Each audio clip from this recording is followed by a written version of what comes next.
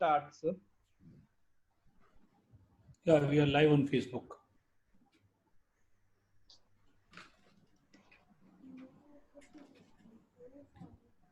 Good evening, everyone. Today we are going to have talk on medical legal aspects in urology.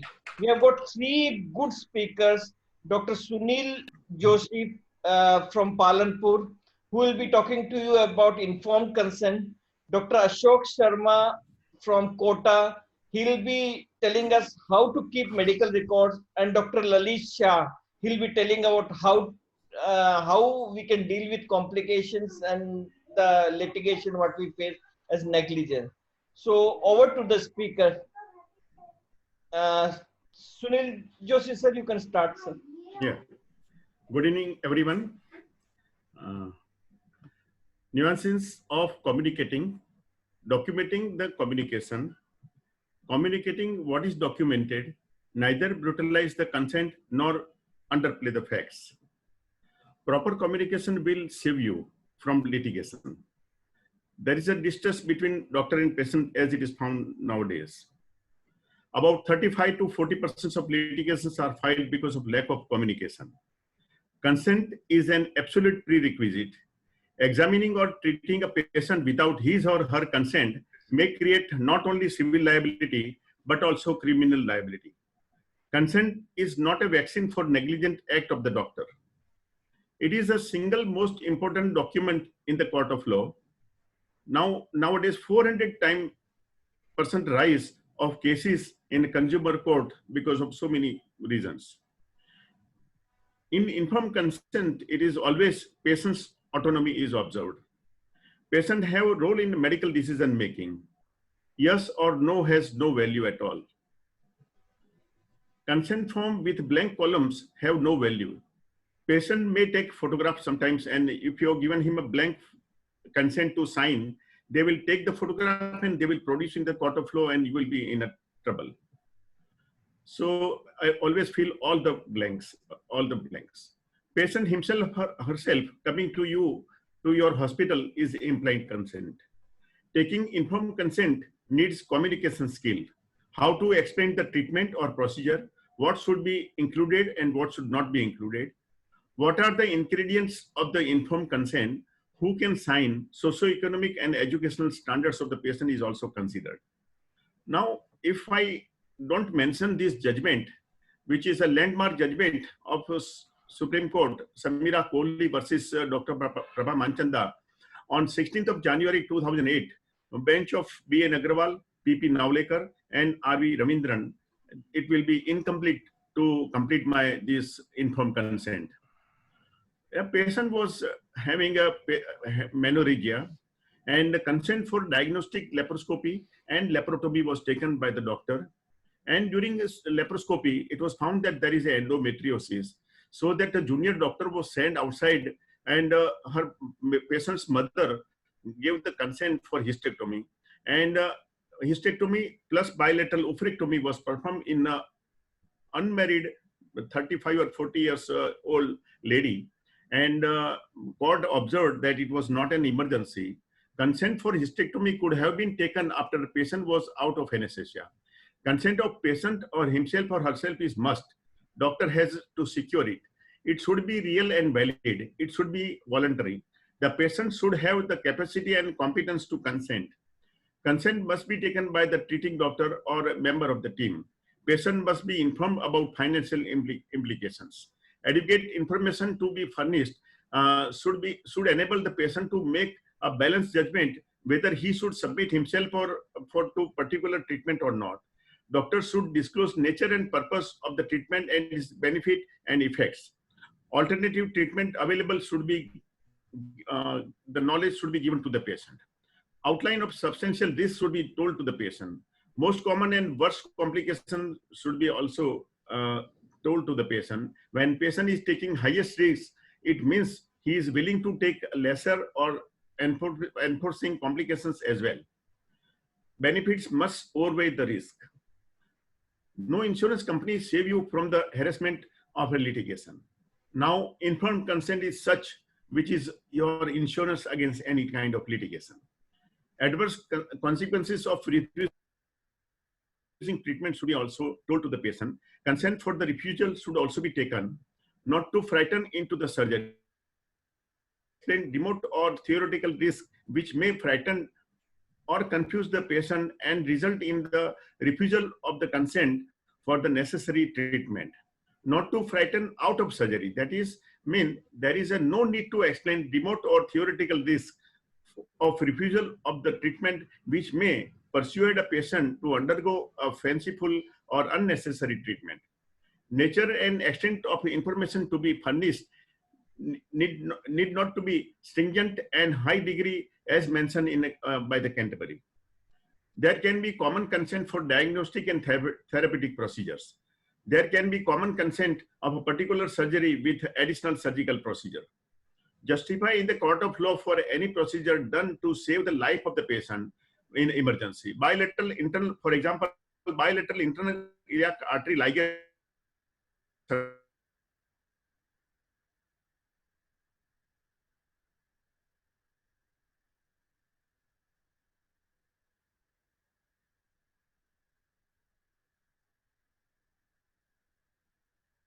can use either of judgment. Signature of the doctor is only required when the consent is disputed. Take signature of the nearest relative which is present. Doctor cannot wait for the particular person to arrive, which may lead to deterioration of the condition of the patient so that he may start doing it. There is no standard textbook for taking valid informed consent. There are so many different suggestions given by so many different experts. Separate consent for blood transfusion should be taken, and discharge consent, which is propagated by Dr. Lalit Shah sir. I am very fond of it and it is very useful. So you always have a habit to take a discharge consent. And consent of ICU is also the separate one. In case of postponed operation, fresh consent is required. Risk or reward versus risk versus reward ratio must be explained to the patient. There should be enough time for patient to think. Patient shall be given chance to ask direct questions. Honest answers should be given. Talk slowly and prioritize information when the patient is poor and illiterate. They focus longer on the non-relevant information. Use a simple language in a conjunction with the pictures. Minimize distracting details in the pictures. Closely link pictures to text and or captions. Literate relatives can be helpful for this illiterate patients. Now, if the patient is literate, then what will happen? They are very much Google savvy patients, well prepared for their own disease. They are prepared with all type of questions. Sometimes knows some latest invention also. Questions are in abundance. Be careful in answering. Step-by-step explanations should be given to them. Now, this is an ideal informed consent which I have made. So many experts may suggest different things to include and to exclude certain things out of it. But as far as myself is concerned, I made it like this. Name of the patient, sex, age, registration number, address, phone, diagnosis, operation title. The I understand, give consent for my own or affirmation, patient, operation and or medication or investigation or anesthesia or therapy or procedure, etc. Nature and purpose and necessity of the operation has been explained to me. The expected outcome and likelihood of the success or failure has been explained to me. The risk, for example, so many risks, whatever it is, are as written below have been explained to me. Alternatives to the procedure, whatever other type of surgeries or other modalities of treatment have been explained to me in detail. The ill effect of the no treatment, if I don't submit for the treatment or surgery, then what kind of different type of risks are there that has been explained to me. Instruction concerning what should be done if the procedure turned out to be harmful or unsuccessful, like so-and-so have been explained to me by the doctor so-and-so.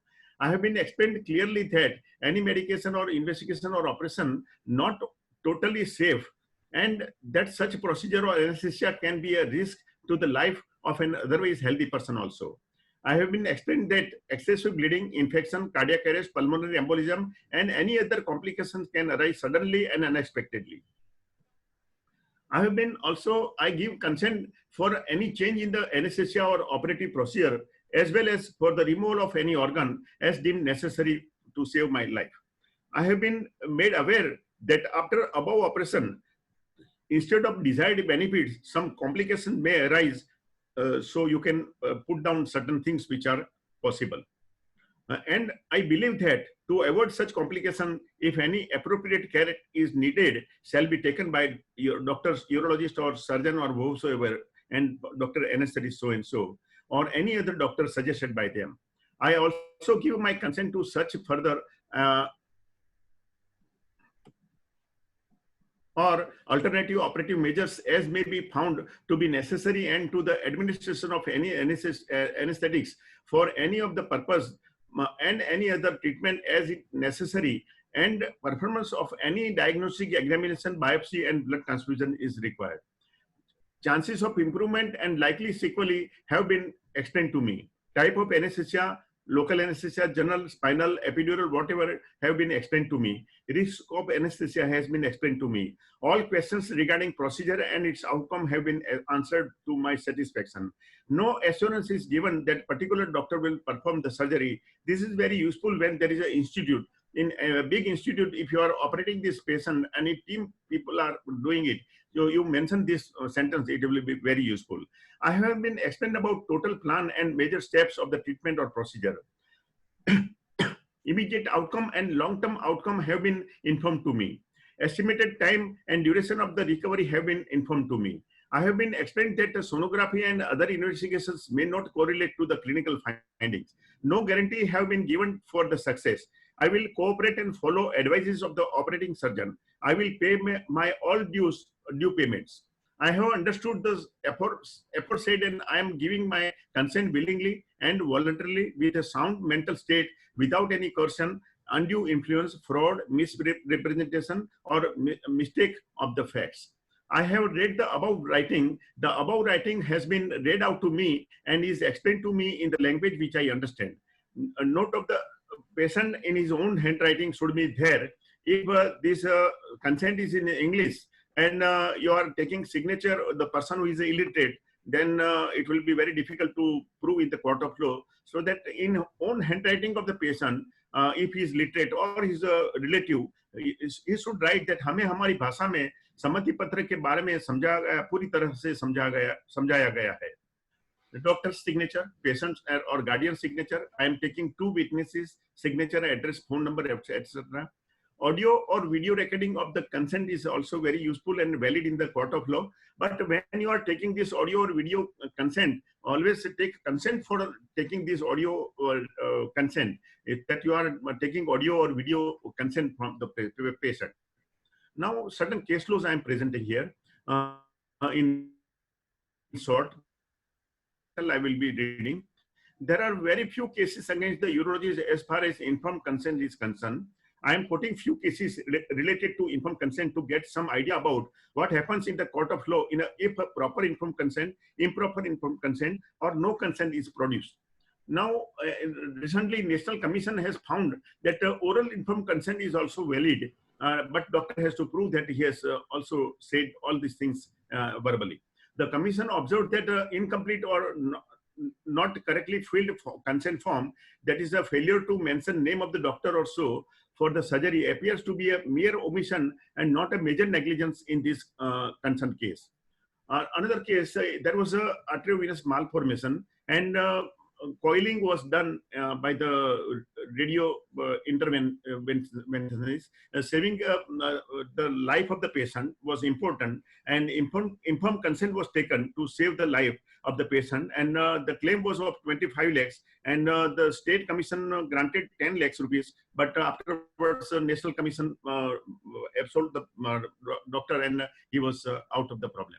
Now, National Commission, there was a consent was taken of no resuscitation, and proper informed consent of do not resuscitate was there, and the doctor was saved from paying rupees 20 lakhs rupees.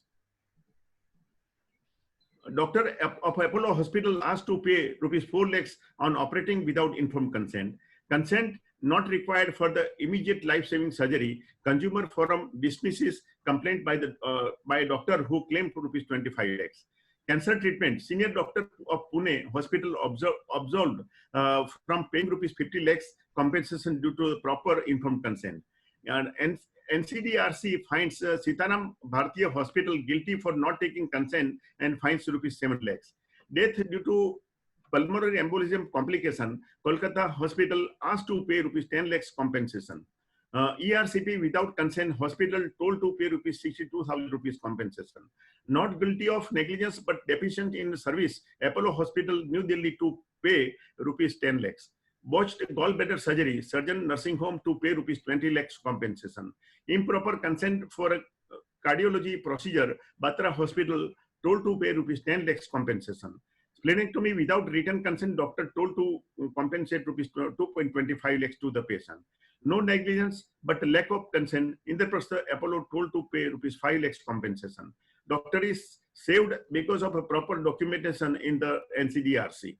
Kolkata Hospital cardiologist held guilty of botched informed consent. Importance of informed consent. Paras Hospital doctor saved from a claim of rupees 1.5 crore compensation by NCDRF.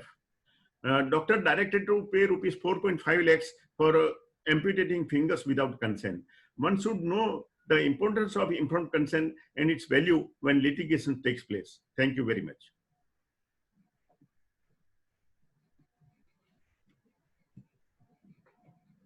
Hello, sir.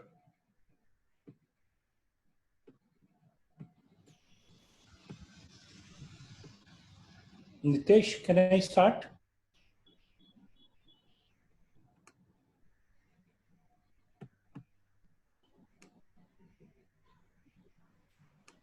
Ashok, you can start. Yeah, that's what I'm doing. So good evening, everybody.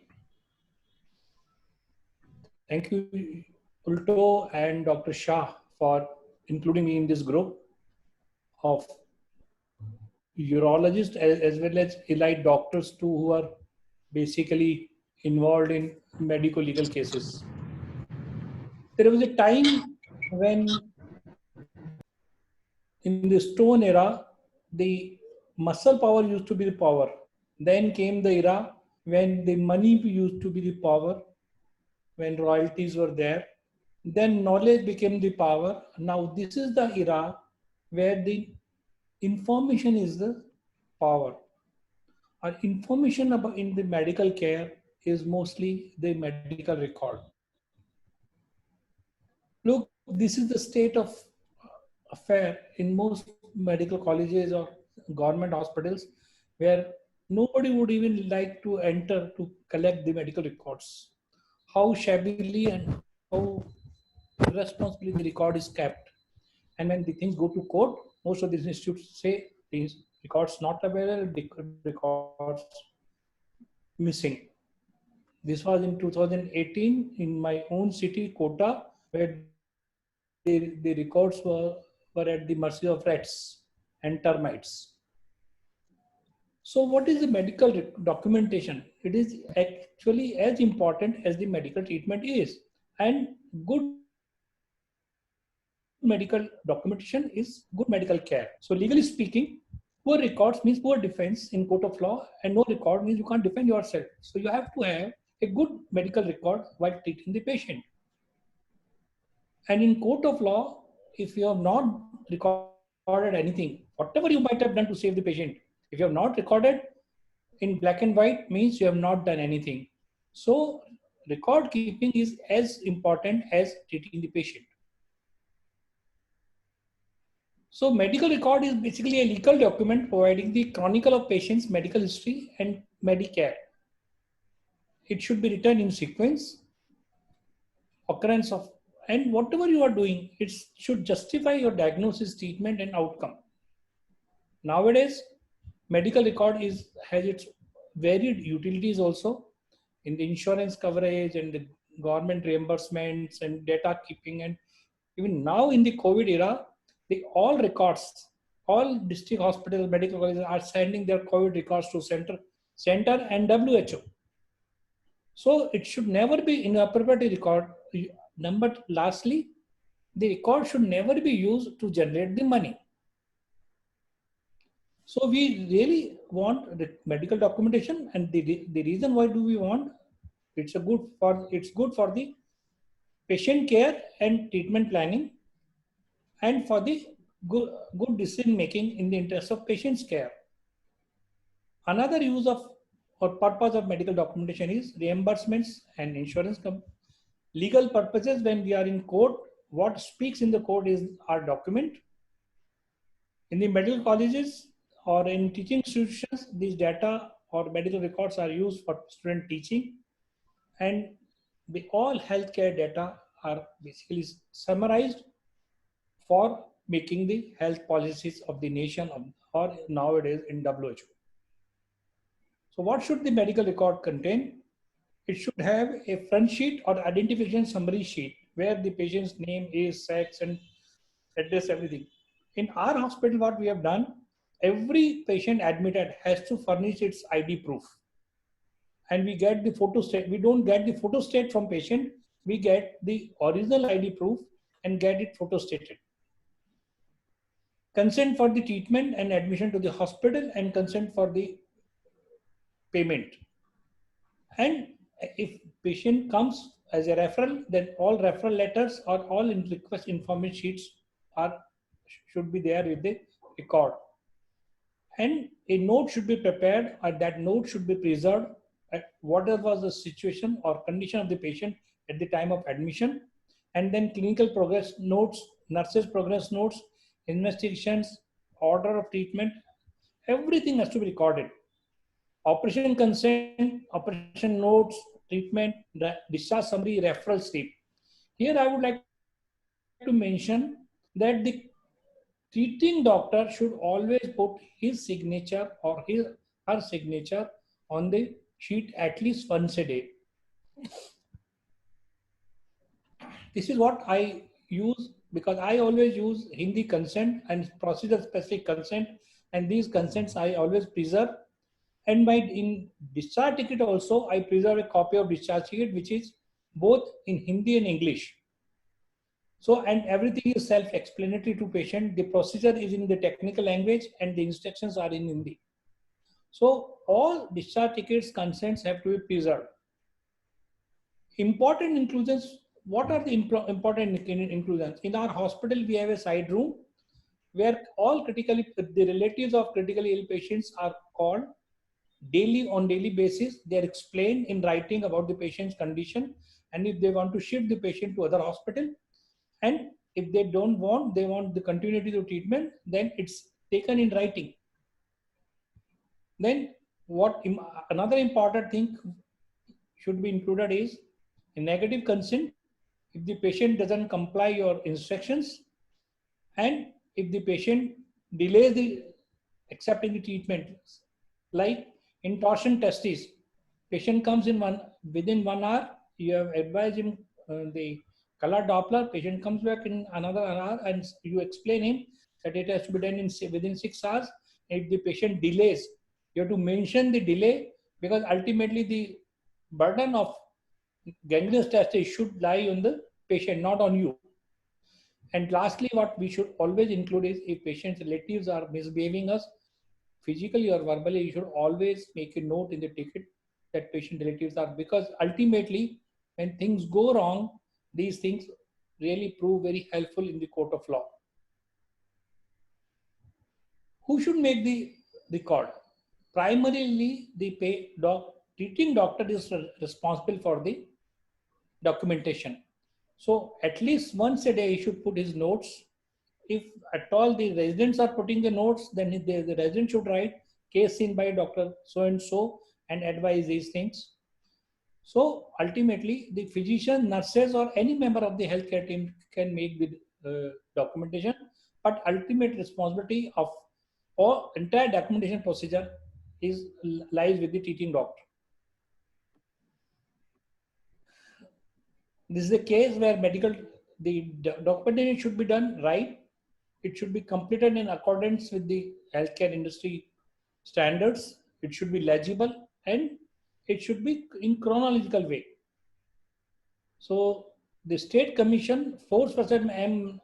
Ganesha Rao case, State Commission held that there was negligence as the case sheet did not contain the proper history of prior treatment, investigations, and that was treated as negligence. The entire medical documentation or record should be accessible to all the treating doctors. So it should be available all 24 hours, because the patient may return to your hospital in emergency as well.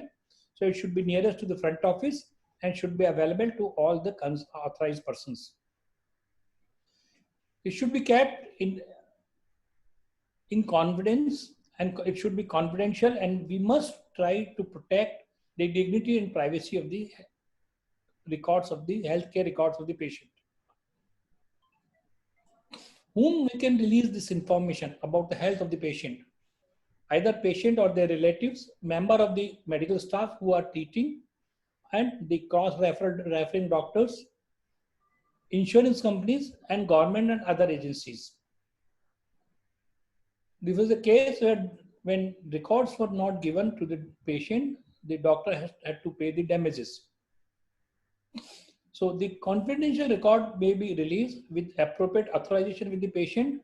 Consent generally may be taken by the patient himself or his legally valid representative.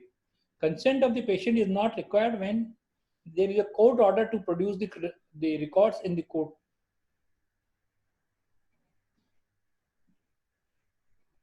Usually the hospital shall not disclose the health details of the patient to the company. But nowadays there is a clause in the all insurance forms that in case of need, the hospital can disclose the details or illness to the company. So this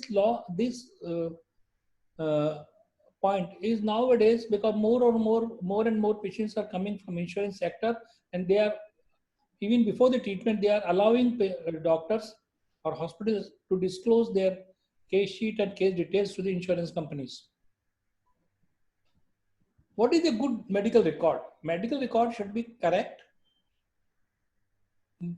truthful, should be clear in a chronological order, comprehensive, and contemporaneous. That means it should be documented in the serial, correct timing frame with flow of events. If a clinical observation cannot be entered when made, the chronology should be recorded. That particular event was not recorded because of this reason, and that delay should be defined and justified. What are common mistakes while recording the data? We mostly, even in the OPD, we don't record the time of examination. We don't keep the copies of reports. Whatever, when patient goes, he takes away all the investigation reports. So we should always keep a copy of all reports, relevant reports in our record. We should always keep a copy of discharge. And another very important point is the transfer note. Whenever a patient is transferred from one hospital to another hospital, a duplicate note should be prepared with the identification details of the patient, why patient is transferred to another facility, at the time of the transfer, what was the vital condition or clinical condition of the patient, and who is accompanying. And this should be signed by the treating doctor and accepted by the relatives of the patient. And another issue is receipt of the handed documents. Whenever somebody asks whether patient's relatives or court, the medical documents, what we should do is we should first number all the documents from 1 to 25 or 1 to 40 or 1 to 6. Even the investigations and small, all slips should be numbered, and then a receipt should be prepared that the medical record of X person with 26 pages handed over to this, and the receipt of 26 pages have to be received. Otherwise, there may be the documents may be missed or may be removed from the proper documentation. One very funny situation, our prescriptions are mostly illegible, but bills are legible. We use a lot of abbreviations, and most of the times we don't keep the OPD records. In my practice, what I've done right since beginning, I have a my all the prescriptions are like bill book. I put a carbon paper and all prescriptions are prepared on the top of, on the first prescription, and copy of it always kept for the future references.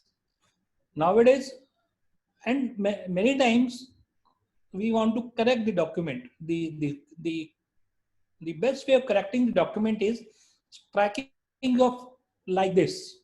It should not be obliterated or overwritten. When whatever you want to correct, just strike off and write down the correction. Should never be like obliterating the correction or overwriting the statement. Manipulation in medical record or falsification or fabrication record is always treated as negligence. In Nikhil Kaur versus Director PJ Chandigarh case, State Commission held that on the basis of record, it seemed that it was manipulated and it was treated as negligence. In another case, where even the ink was changed, the medical superintendent of St. Gregorius Mission Hospital, Kerala, versus Jesse and another, the change of the color of the ink was enough proof for the court to understand there is something manipulation in the records. Now, majority of the corporate hospitals are using electronic medical record, which is a digital version of paper chart that contains all the patient's medical history from one practice. It's definitely beneficial. It maintains the patient's privacy. It has a controlled access. Only the authorized persons with the password or the barcode can access it. There are very few forms to fill during the visits. Fewer repetitive questions. Cost, I don't know, because the cost factor I'll come little later. Long-term preservation of the record, uniformity of the recording system by the entire healthcare system. It is reliable, validated, and adaptive softwares are available, which we can use for EMR. But the problem is with the hackers, there is always a security risk that unauthorized user can access our database. Risk of data loss due to natural disaster, because we can only back up the data in our own servers. We don't have another center for having the backup. The risk of record tampering, backdating, fraudulent entries, or another by the persons who can hack the data, or by the persons who can have access to the system. Another issue is staff training. Yes, because of the usability of multiple screens and mouse, there is always a fatigue to the professionals. But one most important thing is logistics and cost. Because whatever you have in the system, it has to be upgraded, and every upgradation needs a cost. And with the increase in the cyber crime, now it is said that the cost of cyber security is almost same as the system you or software you buy it. So the cost of the adopting EMR is really very enormous, and patient and their relatives have to be, ultimately the system has to bear it. Medical Council of India has also given directives to keep the medical records, as well as to provide the medical records to the patient's relatives within 72 hours of the request. And when these records were not provided, these are treated as the negligence. How long we should save the records? The legal requirement is for civil cases for 3 years, for the need of consumer courts 3 years, for financial purposes 8 years, and for the cases in the court, as long as the case is finalized up to Supreme Court or comes to a logical end. But what after 8 years? So all the records after 8 years have to come to an end. So we have to retain the basic information of the record, like date of admission, name, responsible physicians, records of the diagnosis, operations, surgical procedure, pathology report, discharge summary. all these have to be retained and rest to be destroyed. All the records related to minors or mental disability patients should be preserved. All the records should be preserved which are requested by either attending consultant or patient or somebody legally acting on the behalf of patient or legal counsel.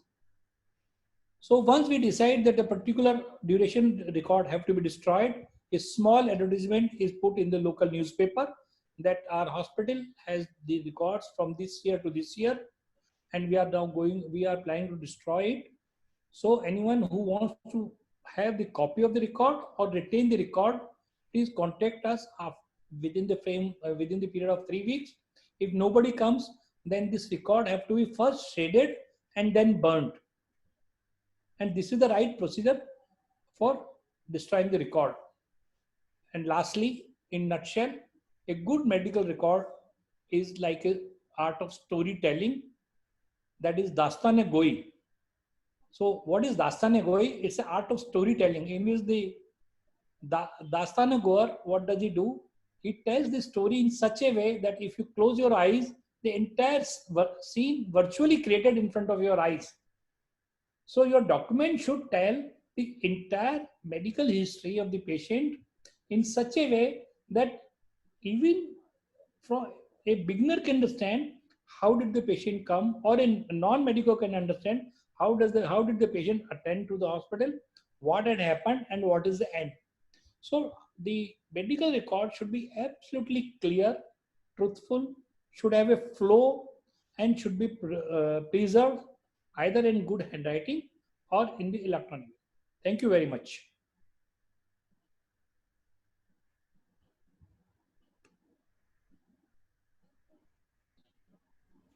Dr. Joshi. Yes, sir.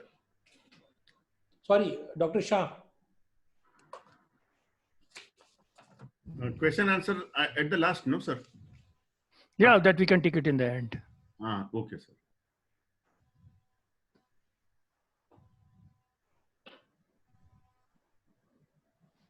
Is it seen in the screen? Hello?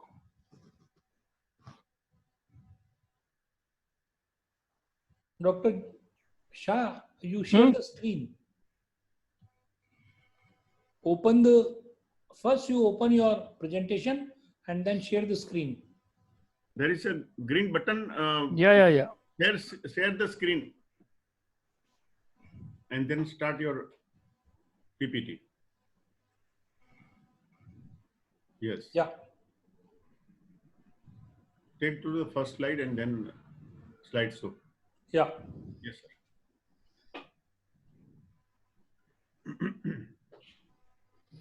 Yeah. Good evening, everyone. Yes. Now, after the consent and the record keeping, we will come to the real ball game. That is the complication. And whenever we are doing a surgery, obviously, if you do sufficient number of surgeries, there would be complications. So is every complication a negligence? That is the basic thing in our mind which it comes. In one of the meetings, we have taken the survey. You have been involved in some way or the other in a medical negligence issue, either by a notice or a court case or a MCI complaint, etc. And to my surprise, in a urology meeting, it was a 36% yes. I was expecting somewhere around 10 to 12% or 15% at max. And this was about 4 or 5 years ago. So obviously the things have increased, must have increased by now. So that is the situation.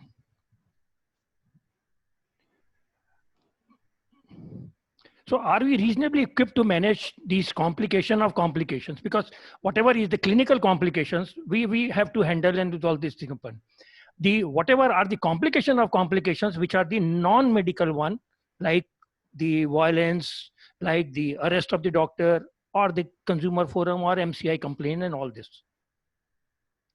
So for this, I have some good news and some bad news. The good news, like has been said, that there are not too many cases which have been decided against urologists as of now. That is one good news. Another good news is whatever has been decided against urologists, the compensation, the maximum that I am aware of is 20 lakhs only not too many like in crores. But the bad news is that whatever we come to know about these cases is takes about 10 to 15 years to reach to the ultimate final result. Because from the district forum to state forum to national forum to Supreme Court, at every stage it takes about 2 to 5 years. So ultimately, we may be coming to know about these cases about 10 to 15 years ago. So what we know of the cases today have happened actually 10 to 15 years ago. We are aware that so many cases must be running along in these things along, which we are not aware. Another good news is, as far as the government doctors are concerned, there is a myth that they are not under CPA net. And fortunately, the good news for them is that even the patient and their attendant are also feeling the same way, that they are not under this doctor, under the CPA net. So this is an advantage to the government doctors.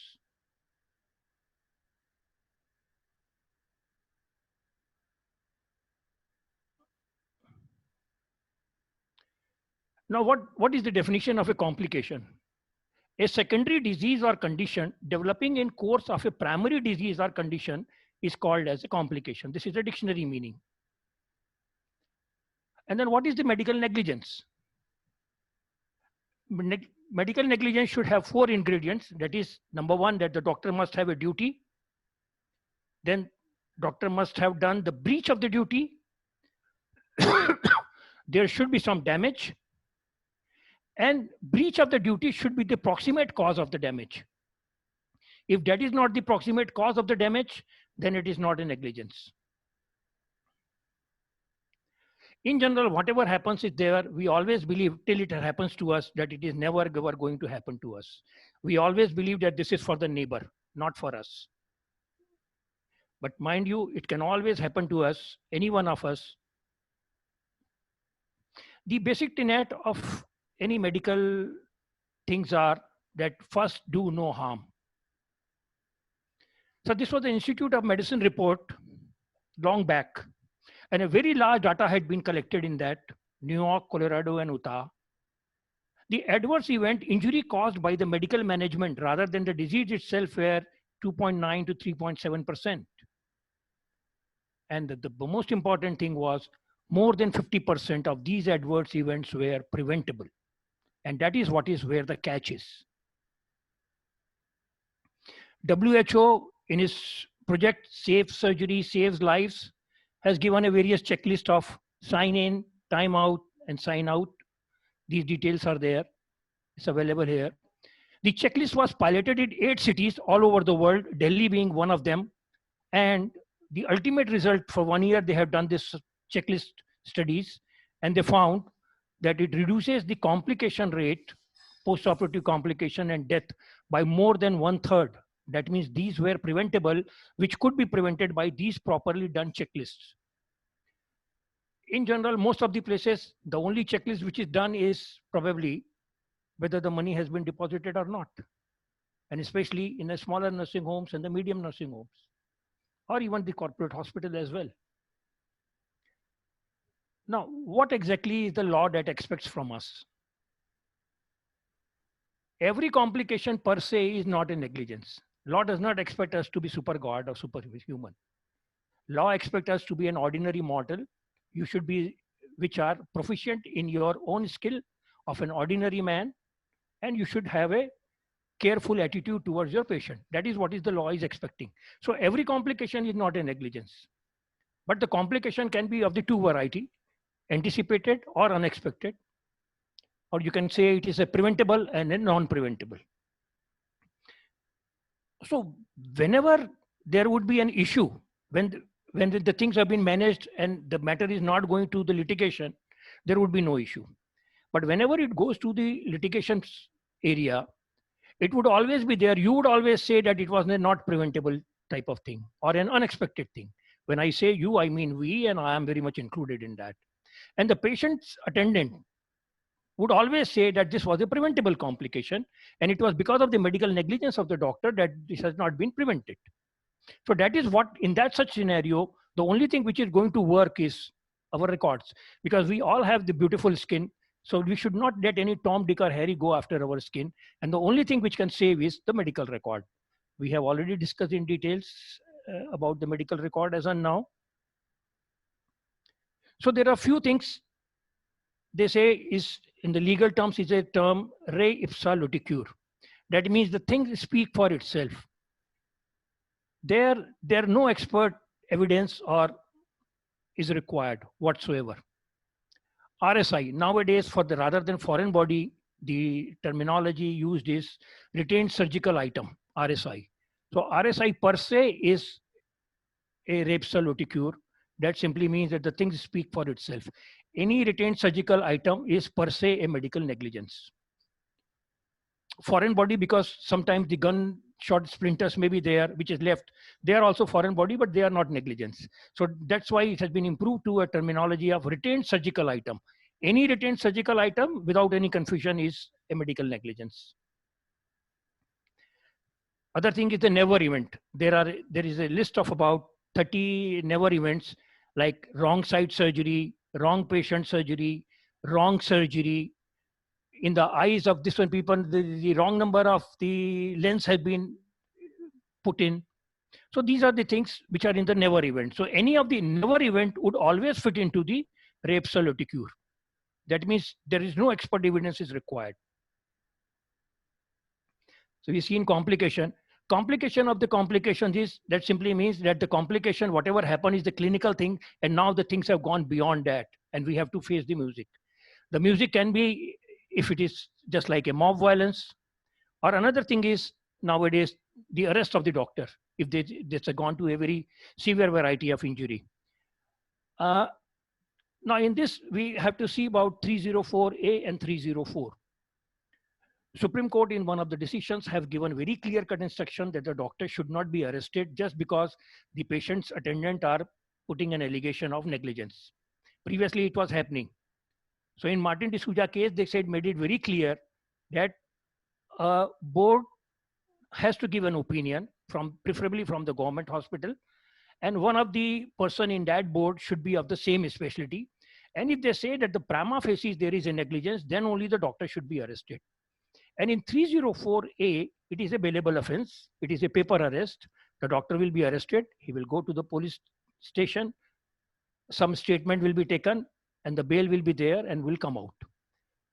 But of late, what we have been seeing is, rather than 304A, the 304 is being applied. 304 is a non-bailable offense. I am not aware about any case where 304 has been applied and has stood in the High Court. Or wherever these cases have gone, the 304 has been converted into 304A. So 304 in general has been applied only because of the police, bureaucrats, media, politicians, judiciary's pressure कि पहले कम से कम minimum doctor को एक बार तो ward में लगा दो. तो कम से कम for a few days he would be in the jail till he gets the bail.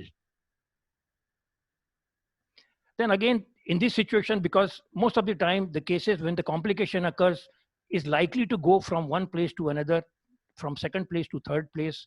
So what is the ethic of referral? What is very important? What the first doctor should write, what the second doctor should write, and what the third doctor should write. It is very important because you may be either the first one or the second one or the third one. You can be anything. In this situation, it is very important that you should have a basic ethics of the referral so that you try to save your colleague as far as possible, but not at cost of your own skin, because that is very, very important. Because you should not overemphasize the mistake if it is of some other colleague. If you go through the chronology of the decisions of the Consumer Forum in India, the early decisions were there. Well, a hysterectomy has been done, a VVF has been formed. There is a case, the doctor is going with the textbook's copy. That's this is a known complication, so the doctor is not negligent. The chapter is over. Next stage came, yeah, it's a known complication, but have you informed about the complication? Like sterilization surgery is there. Have you informed that in some percentage of cases, though very small, but it can fail and the patient can become pregnant again? If you have not done that, then there is a problem. Another thing came over a period of time. Have you explained in the language understood by the patient? If you have not done that, then you are negligent. And then came the Samira Kohli case, which was already discussed into that. And this particular case made it very, very clear what exactly is wanted as far as the consent is concerned in Indian scenario, seeing the socio-economical and the educational level of the patients.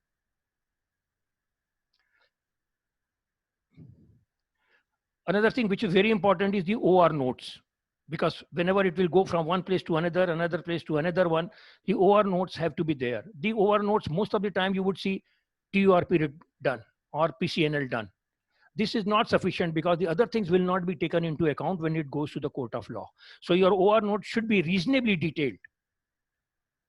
Like say, for example, for our TURP, I always write that at present there is no urethral stricture. In bracket, the patient was already on catheter. That simply means that if he forms a stricture later on, it could be possibly that he had already a stricture and somebody else who had put in the catheter might have dilated or done something. We do not have that history. So that would save ourselves. So our details should be there in the operation notes. That is very important. Now, in consumer cases, it is said very clear generally that the burden of proof is on the complainant. But actually speaking, unless until your situation is waterproof, you can understand for all practical purposes that this is CPA, not DPA. Consumer Protection Act, not the Doctor Protection Act. Like in bad old days, in the cricket, they used to say the Australian umpire are playing from that side, not from Indian side. They are playing against the India. Something like that happens here also. But as far as the operation theater is concerned, because operation theater and in ICU, both the places, because the patient's attendant have a very limited or practically no entry in there. So all the burden of proof is on the doctor to explain what has gone wrong, why it has gone wrong, why you should not have gone wrong, and what you could have done and that you have done actually as per to prevent this and to try to remedial measures. See, complication can range from any very minor to the death on operation table. See, it makes a tremendous difference whether whatever we are talking about is happening in a small nursing home or the institution. Because if it happens on the small nursing homes, the effect comes very fast. In institution, probably because of the money hurdles and all that, the things get diluted. So there may be an instance which can probably not cause a problem in institution, but would cause a problem in the small nursing homes. Similarly, about the emergency and elective. In elective cases, there would be more problem likely rather than an emergency, because in emergency, the patient and their attendants are mentally prepared for some mistakes. Another thing is here, whether he is a young patient or a comorbid patient. If there is an old man with multiple diabetes, hypertension, ejection fraction of 25-30%, with an explained risk that there may be a problem, you are doing a TURP, and unfortunately that the risk becomes real, in general, there would be probably no too much of a problem if your counseling had been reasonably good. But in a young man who has come for a hydrocele surgery, and if unfortunate event happens, you have to face the music. In operation theater, what happens whenever there is an untoward incident, there is a death in the operation theater and all that, you do whatever the best possible there in that particular time, in whatever in your mind is there. You, your anesthetist, and everybody is there. But then you have to record it also. In general, what happens is that there is a confusion and all that. So it is better that you should paste the common things is anaphylactic shock and the cardiac arrest. So whatever is the textbook protocol for this, it should be pasted there. It would help you on two things. Number one, you can see that or ask someone to do that, so that one after the other injections or the procedure that you can do. And number two, while you're recording, you record whatever is mentioned as far as the textbooks are concerned. Because in the operation theater, our first impression would be very simple. Hey, Bhagwan mar gaye. Because you would not be able to think. There would be a total blackout in your mind. The surgeon is the leader, and then he has to think about the things. It's very important for him. Now, many times it happens, whether there is a small complication is there, the surgeon always thinks whether I should tell anesthetist or not. You are doing a surgery and you have opened a bowel. So now whether you are going to tell the anesthetist or not, because then you are repairing and you are thinking that it will be all right. Similarly, even to your assistant, many times you would tell or you would not tell. And same thing, once you come out from here, are you going to tell to the patient or their attendants? Or you are not going to tell the patient and attendants that such thing has happened, we have rectified, and it will be done. And similarly, going back, are you going to talk to your spouse and your family about this or not? This is an individual things. Everybody has to take their own call. Now, the management of complication, when it happens, you should not get any ego in between. And if required, without any hesitation, you should get an extra help. Extra urologist, extra surgeon, extra doctor, extra anesthetist, whosoever is required, you should try to get him without any hesitation. Like we are always saying in the records, because that all the prescription, OPD, discharge, or follow-up should always end in a review after. You should always call the patient for review. In one of the cases, it has happened that the doctor team had not mentioned this. So the court has given a judgment that the doctor had abandoned the treatment and the patient had not abandoned the treatment. So the doctor is held negligent. It is very important to have a very good discharge summary. The indoor case record is always with the hospital. All right. So it is common. If you are also on the other side, you would always say that they can be manipulated later on. Whenever the case is filed, probably you may update the record or you may not update the record or whatever it is. But discharge summary is with the patient. It has already gone. So you cannot go to his house and do the updating on that. So whatever the facts have been mentioned in the discharge ticket are never questioned. So it is very important thing that your discharge summary should be in a detail, and so that each and every factors have been mentioned. It should have, of course, the personal patient's data, then about the investigations, basic complaints, what was the procedure was done, what was the condition of discharge, what was the treatment given, what is the follow-up advice. All those things should be there in discharge summary. Another thing, Dr. Joshi has already said that we have been very fond of promoting this discharge consent. There is no proper terminology, so we write consent. But this is very, very important because it has saved me also in one of the cases about 1.5 to 2 years ago. This simply says that discharge summary, investigations have been given to us, nature of problem, prognosis, plan of management, treatment given in the hospital, possible complications, failure, need for regular follow-up precautions, possible follow-up procedures, etc. have been explained to us to our satisfaction. One can translate into his or her own language and can utilize this. Because once the patient has signed this, there would not be any question that it has not happened. Because it is not uncommon in our scenarios when the patient has come for the stricture urethra management. After 3 years ago, we have done a VIU, you call him after 1 month, but he doesn't come. And then after 3 years, he will come and say, sir, aapne to kuch bataya hi nahi tha. So if it is not mentioned in the discharge ticket, if it is not, there is a discharge consent, probably there would be a problem.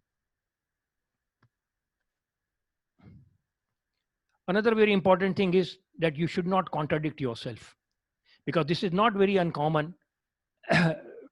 Two things, not only you, but you and your team, your anesthetist, your doctor or assistant or any other person whoever is there, their statements, they should work like a team.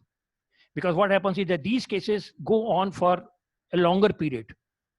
So over a period of time, you realize you have forgot what has been written earlier or not written. And similarly, don't contradict. You see to it that your nurses' notes are in line with whatever you are writing. It is already said, good record, good defense, poor record, poor defense, no record, no defense. And this is what we have always been promoting, that he has, Dr. Joshi has already mentioned. हमें बीमारी, बेहोशी और operation के बारे में हमारी भाषा में विस्तार से बताया गया है. If at least one line is written in that, the best would be to have the full consent in that language. But if at least one line in the patient's language has been written by the patient himself, it would save. See, it all depends on as far as the explanation of the consent is concerned, it all depends on the socio-economical and educational level of the patient. If he is a villager, you talk about alternate therapy, benefit, harm, risk, this and that, and then of course, God is great. What precaution we can take? See, because law is not expecting you to do the miracles. It does not want you to become a superhuman. So your pre-operative workup should be good. Say for example, a cardiac patient is there. So whatever are the basic requirement of the pre-anesthetic workup is there. If the cardiac patient is there, then whether there is an ECG there, echo is there, your cardiology workup and clearance is there or not. If it is there, it would help that you have already taken a precaution that this things would not happen. And obviously your pre-operative counseling is very important. Similarly, in operation notes, we have already spoken about that. In post-operative records, say for example, you have done a PCNL. The important thing is about the bleeding. So your post-operative record should reflect the amount of bleeding, what it is, how much amount is in the drain, what is the color in there, whether the blood pressure is maintained, what is the status. Similarly, how much is the color in the urine output. So if it is mentioned, it will give a clue about how exactly you were vigilant. You were observant about the possibility of bleeding and you were on the lookout for that. See, the most important thing is that you should anticipate the possible complications which are known. So if you have been on the lookout for this, and as per your document, it is proved that you are on the lookout for it, it would help in the court of defense.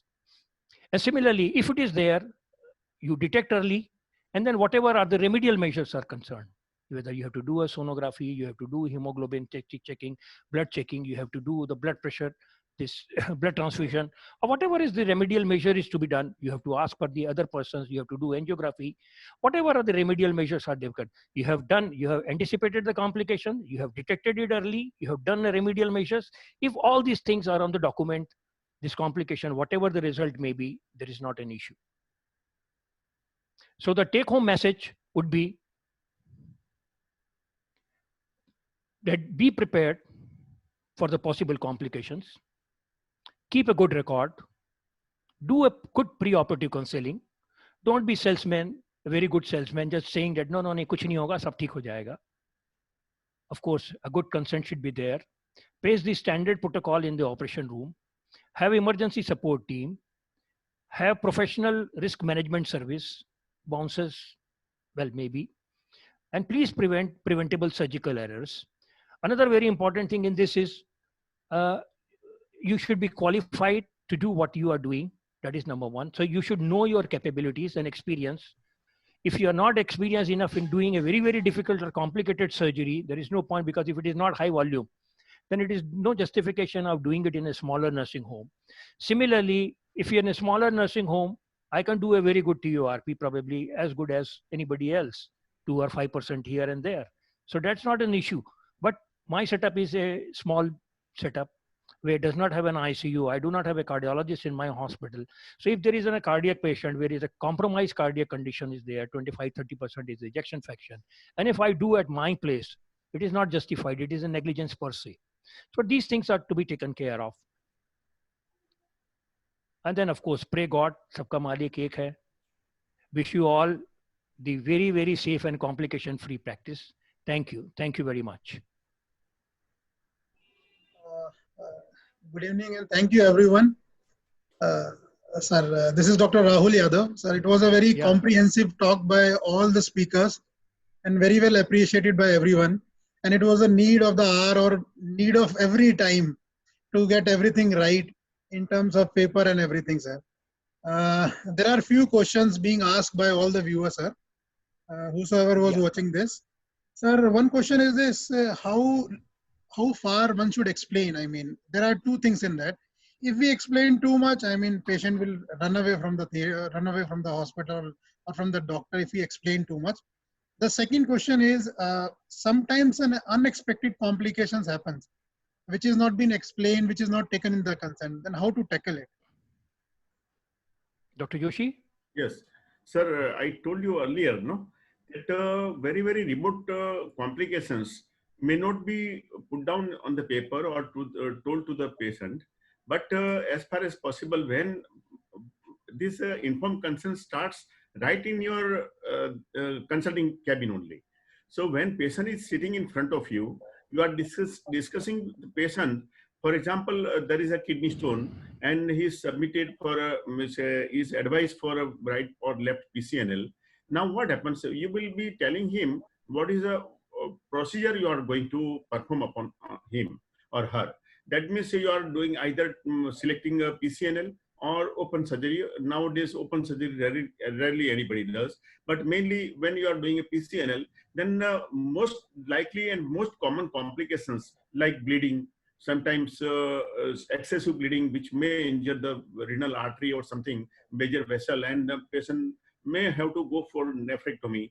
That is the main thing you have to tell. And septicemia, sometimes infection. But very, very rare complications, sometimes of pulmonary embolism or certain other varieties of rare complications may not be told, or if they are told, you may say them that these are remote chances of some certain complications, so that patient is not frightened about all these remote complications. So should we write that there is a remote chances of unexpected complication in the consent? Because, you know, unexpected complications can be anything, sir. Yes, yes. Rahul, can I add to it? Yes, sir. Yes, sir. I think what I do, what I've seen in many of the European countries, that when patient comes to us for consultation and then prepares himself for surgery, we must hand over him a printed detail of the procedure in form of consent and go home, read it, and let him come whenever he comes back for the admission, let him come back with the queries. I think that is the safest way of explaining everything to the patient. Yeah. May I Yes, tell you? please. See, what happens is that there had been a lot of discussion about the in Samira Kohli case, they have given it is very clearly that common complications you have to explain, rare complications you don't have to explain. Okay. So many things Supreme Court in Samira Kohli case has clarified almost to the 95 to 98% what exactly is required in Indian scenario, seeing the socio-economical and educational level of the patient. But unfortunately, when they have summarized this, they have fallen short of one thing, to specify how common is common. That this particular thing they have missed on. Then there is one more angle in that which was not been mentioned here. If the patient and the attendants are asking a direct question, you have to be honest and give the honest answer. The commonest direct question is, "Saab, main marunga to nahi." That is the commonest one. Then you have to say yes. If you have to answer yes and no, you have to say yes. And then you can always add the rider into that. That we have done so much of the pre-operative workup. Investigations have been done. Your medical checkup has been done. Your cardiac checkup has been done. Moreover, in our experience in last so many years, there have been no deaths in that. And overall, all over the world, the number of deaths per se in this procedure is this much percentage. So why should you have like that? That explanation we can give. Another thing is, it all again depends on the socio-economical and the educational level of the patient. If he is from a very high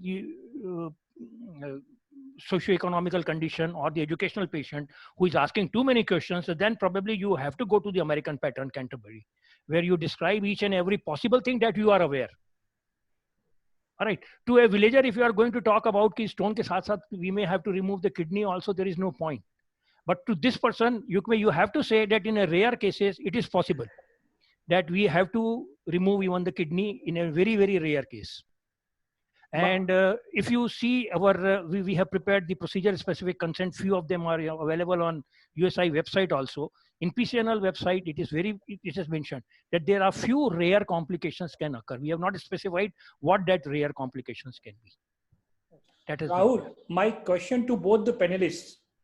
When we go to seek some service, we always request that I want this service. I request you to provide me this service.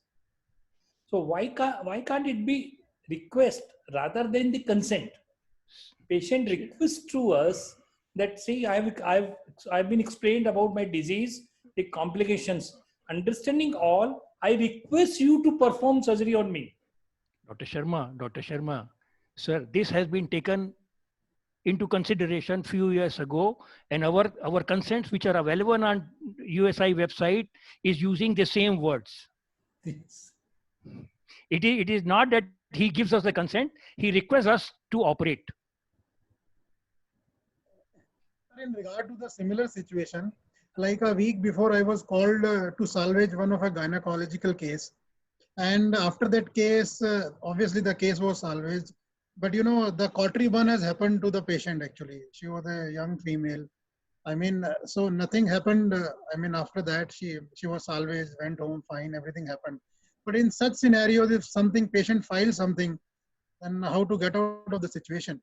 See, it all depends on how lucky the doctor is, because this is one of the never events. Like I said, it is a never event. A never event is a negligence per se. I was lucky to come out actually. Yes, naturally. But That is very, very important.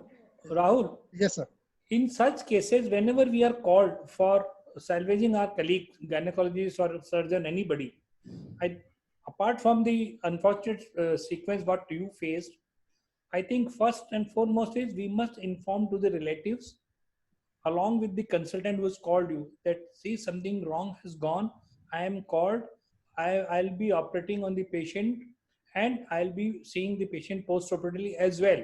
This is our legal responsibility.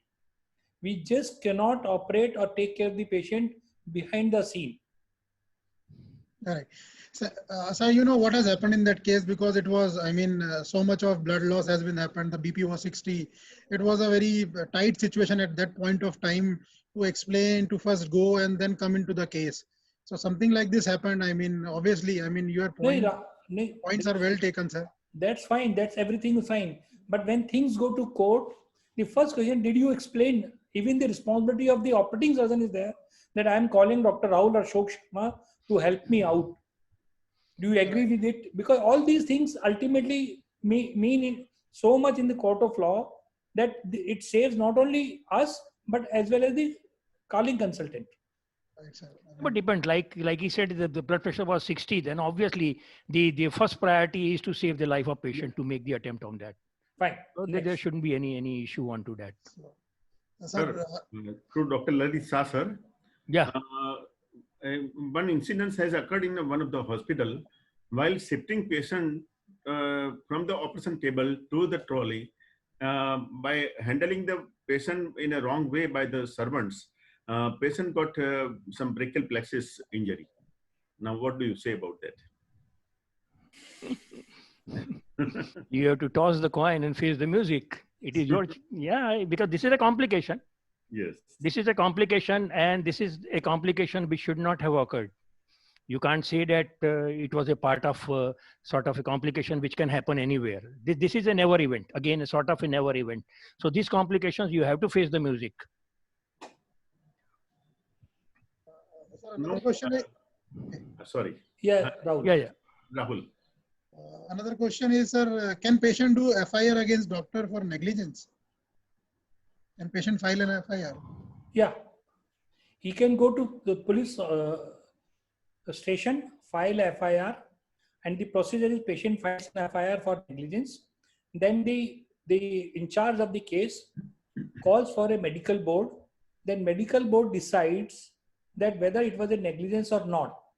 And once the negligence has been decided by the medical board, then only the further proceedings of the case go on, or else the case is dismissed at that level only. Now, in a certain cases, when there is a criminal case is filed, FIR is filed, what happened? The police people do not take opinion of the medical board or the government doctors, and they straightway come to the doctor and try to take the statement of the doctor and their staff and all these things. Then what to do at that time? In this scenario, like I said, that judgment of Martin D'Souza, Yes. Jacob Matthews, everybody should have in their own clinic and the nursing home a copy of that, because it is possible that the police per se may not be aware about these judgments. Yes. So you have to prime them up and save yourself. Everyone should have a copy of these judgments. We have done in your clinic. We have done these things. Yeah, but we have that's tried very the important. police that you please, we agree to the patient's viewpoint. Please go to medical board, get their opinion, and then come back to us. Another thing, like Rahul, about how common is common. In one of the groups also this was being discussed. How common is common. Then in the Samira Kohli case only it is written, in the end of this is a 40-page judgment. In the end of the judgment, the Supreme Court has summarized what is required for Indian scenario. But to reach to that summary, they have cited many of these judgments from all over the world. Okay. In one of these one, they have mentioned about 1 to 2% is uncommon, more than 10% is common. In between, they have not specified on these things. In another judgment, they have made it very, very clear. If you are talking about hysterectomy, then the menopause and the infertility will be the sequelae that you have to explain. Okay. But a possibility of ureterovaginal fistula, vesicovaginal fistula, bleeding, emergency hysterectomy, and death, you don't have to explain. In that particular case, they have specified. And this is in the Samira Kohli judgment only, in the previous part of it. Citation is there.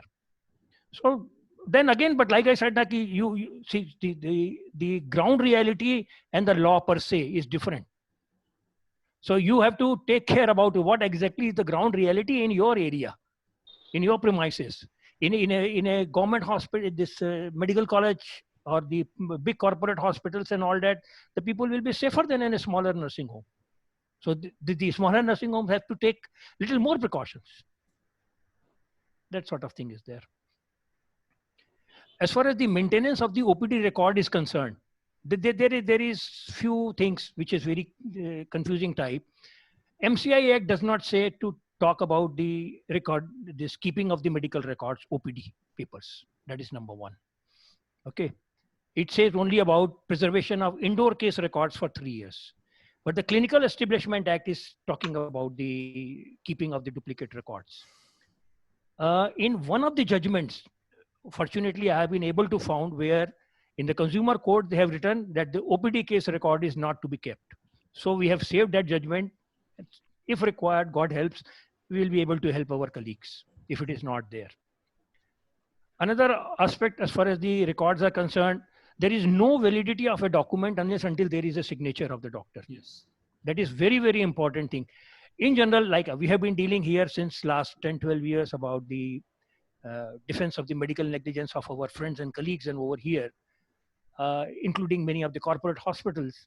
And then we realize that there is a big bunch of the page notes there, and there is not a single handwriting of the consultant. All the consultant thinks themselves much, much bigger than anything else. There is not a word, not a signature. That's why I propose that at least once a day, all consultants should put notes in their own hands and signature, sign it. And I always say that surgeon has to be peer babarsti bishti khar. Usko house surgeon ka kaam bhi karna chahiye aur usko consultant ka kaam bhi karna chahiye. Absolutely. Another thing was like you have already mentioned, the abbreviation should not be used. All right. The abbreviations are not allowed. Only abbreviation that you can use is the standard abbreviation like MTP. MTP can be used. But most of the time, doctor have their own invention about the abbreviation so that the other person should not be able to understand what I have written. And that is not fair. If it goes to the court of law, you are in trouble. You are in soup. I give one or two suggestions. And regarding this record keeping, when you manually maintain, use always ball pen, that is a blue ink or black ink, whatever it is, but never use a fountain pen or gel pen or pencil. And date and time should be mentioned regularly. And signature, as you mentioned, should be there. And correction can be made later on. But whenever it is correct, as Dr. Sharma said that just put a strike with the one line only, never overwrite or never do whitening or something like that. So it is advisable like this. Yes, Rahul, next question, please. Sir, is handwritten consent must after taking a printed consent?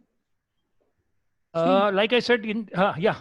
Sure. He has to write at the end of that whatever I've been explained above in the text, I've understood, and I agree to the viewpoint of doctor and submit myself for the procedure.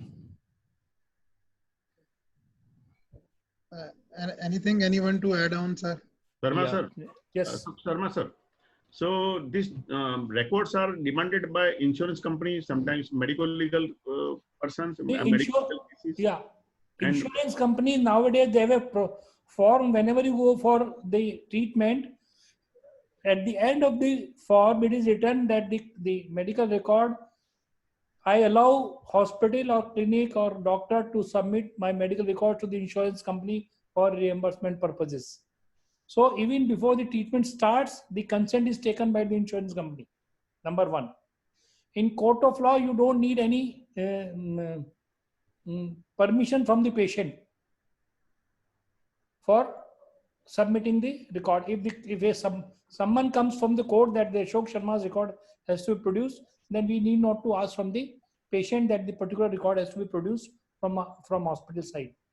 Only when the other person, then the patient comes to obtain a record, then we have to seek permission of the patient and then hand over the records. And I must share one thing very clearly. Nowadays, because a lot of things, unhealthy things are going on in society, for everything we do, we must ask for the valid ID. Who are you? Because anybody can be Ramlal, Shamlal and sign in and take away your papers. So government valid ID should always be there at the time of admission, at the time of consent for the surgery, at the time of handing over the records. For any valid transaction between patient and doctor, we must always ensure to obtain a valid ID so that at least we can catch up the person.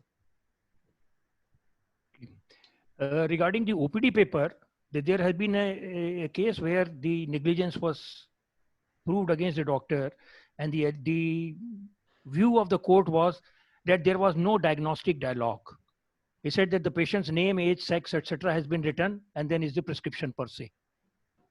There is no history, short history is not mentioned, provisional diagnosis is not mentioned, any investigation suggested and all that is not mentioned. So in court's opinion, it was that no diagnostic dialogue was there. So it means that it is a negligence. So one has to be careful about that. Another issue is whenever patient comes, we write provisional diagnosis in investigations. When he comes with the investigations, we just review the investigation and write down diagnosis and treatment. We must always mention the report, the investigations in our text, in our OPD paper. In short, yes. Because in short, whatever, we should always do it. Yes.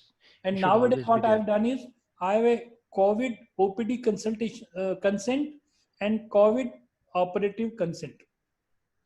Yeah, we have already shared, probably not COVID operative consent and COVID OPD consent.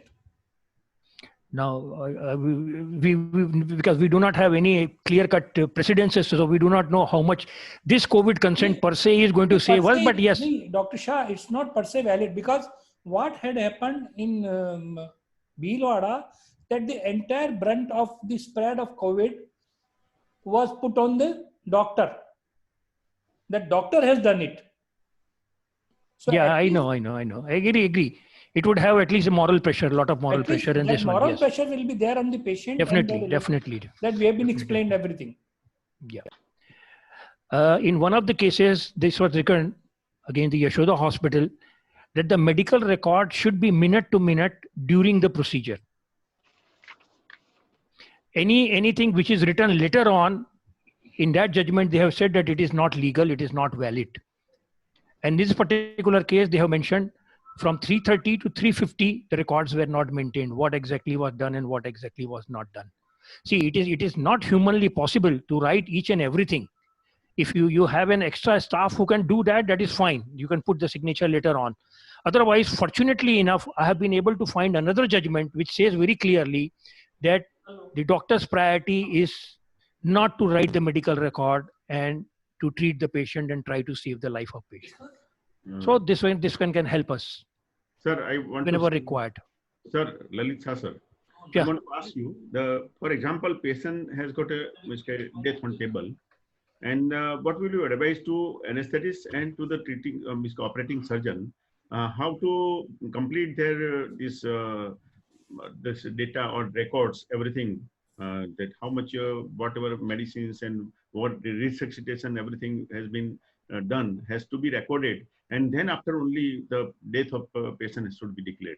Do you suggest anything? Well, like it all depends. Many times what happens is there have been instances in our area where the somehow the other the matter was leaked and the people have barged into the theater before you could finish off the things. So various variety of things are happening. So it is very difficult to say what exactly can be done. But if it is feasible, it is better that you should write the notes. And if the mahal is, if you feel that the scenario outside is not very good, inform the police. This is and the police will give you some certain time. Death on operation table. Yeah. This is another topic. We are not going to discuss on that. We are not discussing in detail, but in general we are talking. We can discuss in the same forum on any other day. Yeah, that I understand. But that record has to be maintained, because if you do not maintain the record and if it is gone just like that, then it will be proved that you have not done anything. Yes. And that would be a problematic thing. Sir, most of the viewers have asked to share important cases judgment if possible. Lalita sir, is it possible to share the important cases judgment on the platform later on, sir? Later on, yeah, sure. No problem. No problem. Many viewers have asked about it, sir. No, we can share that. There is no issue. We will share. We will post it in our group. We can post it in our group. We can very nice, sir. That there is no in our...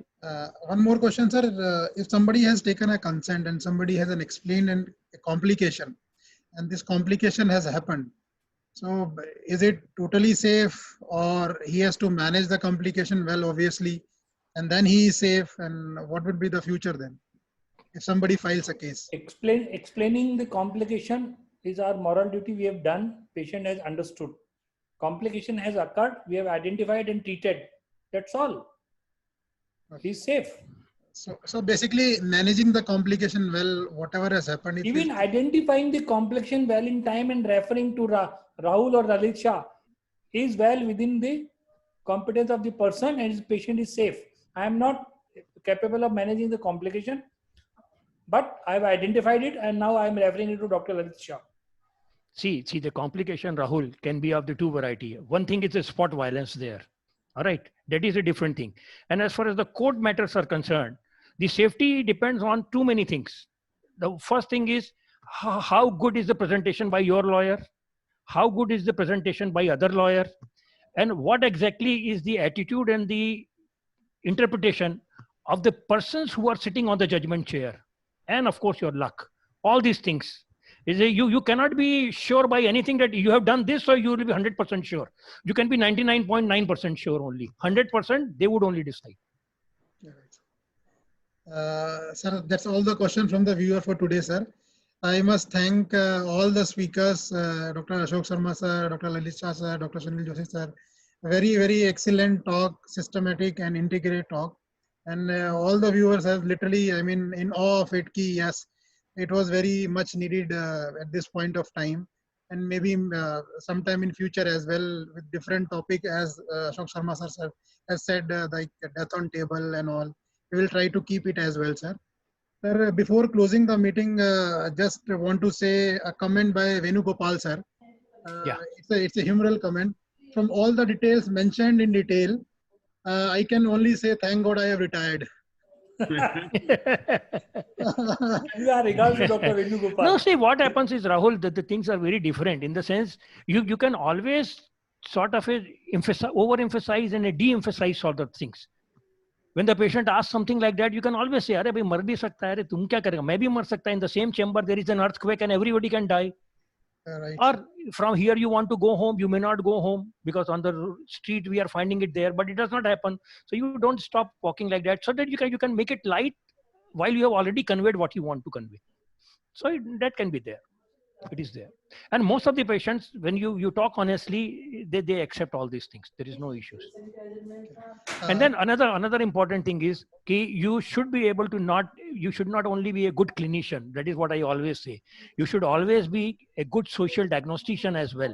If you feel that this patient or their attendants are little tricky, you be a small man. You say, I am a very small doctor. Right. I am working in a small city. My nursing home is very small. Sir, you deserve a better thing. You go there. Right. You send 2-3 patients out of your court and relax. Treat the 998 other patients out of the 1,000. Sir, I will add to it. Most of our earnings are from 80% of the patients. Yes. 20% we can just say, go to Medanta. Yeah. Then you will have to send it to Apollo. You will have to send it to Apollo. Thank you, Rahul. Thank you, Nitesh. Okay. Thank Okay. you, Thank everybody. you. Thank you, everyone. Okay. Thank you so much. See you. Thank you. Goodbye. Thank you so much. Bye. Bye bye. Bye bye.